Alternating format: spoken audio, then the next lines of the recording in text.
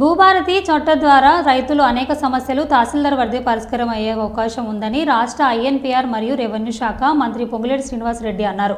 వరంగల్ నగరంలోని నాని గార్డెన్స్లో కిలా వరంగల్ మరియు వరంగల్ మండలాల రైతులకు భూభారతి అవగాహన కార్యక్రమాన్ని మంత్రి సురేఖ మరియు మంత్రి పొంగులేటి శ్రీనివాసరెడ్డి హాజరయ్యారు.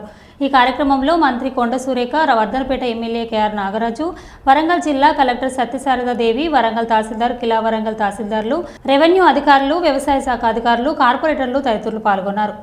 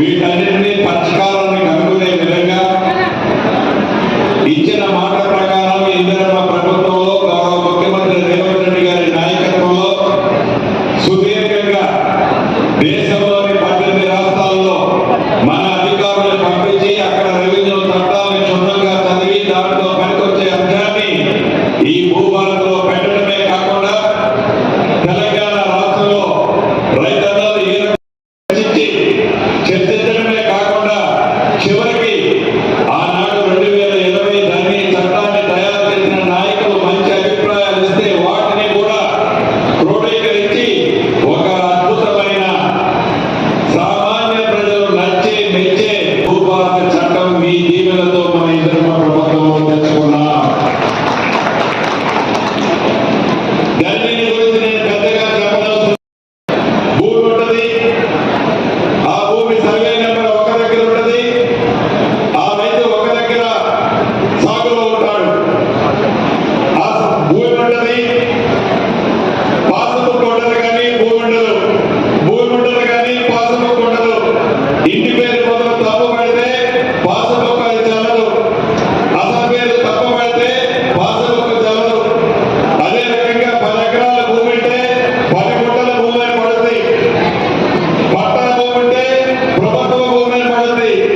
ఇటువంటి సమస్యలతో చెప్పు జరిగిందాక ఆనాడు ఎంఆర్ఓ ఆఫీస్ నుంచి మొదలెడితే హైదరాబాద్ సిసిఎల్ఐ ఆఫీస్ వరకు తిరిగి తిరిగి యాసొచ్చి ఏది రామాకి దరిద్రం, మా తండ్రులో తాతల నుంచి వచ్చిన ఈ ఆస్తుల్ని ఈ ధరణి అనే ఒక భయంకర భూతాన్ని మా మీద వృద్ధి ఈ ఆనాటి ఆ 10 సంవత్సరాల్లో ఏదైతే విధ్వంసానికి గురై సామాన్య ప్రజలు, రైతన్నలు, భూములున్న ఆసాములు విసిగి వేసారి గడిచిన ఎన్నికల్లో ఇందిరమ్మ రాజ్యాన్ని మీరు తెచ్చుకున్న తర్వాత ఆ 10 సంవత్సరాలలో చేసిన అరాచకానికి ముందే ఈ రాబోయే 100 సంవత్సరాలకు సరిపోయే ఈ భూభారతి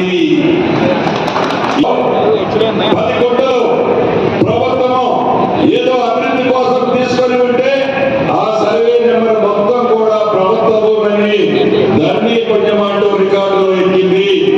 అటువంటి సమస్యలన్నిటినీ ఈ భూభారతి చట్టం ద్వారా శాశ్వతంగా ఎక్కడ ఇబ్బంది జరగకుండా ఉండే విధంగా జూన్ 2వ తారీఖు నుంచి ఈ ఉన్న అనుభవాన్ని దృష్టిలో పెట్టుకొని ఎంఆర్ఓ స్థాయి అధికారులే ప్రతి రెవెన్యూ గ్రామానికి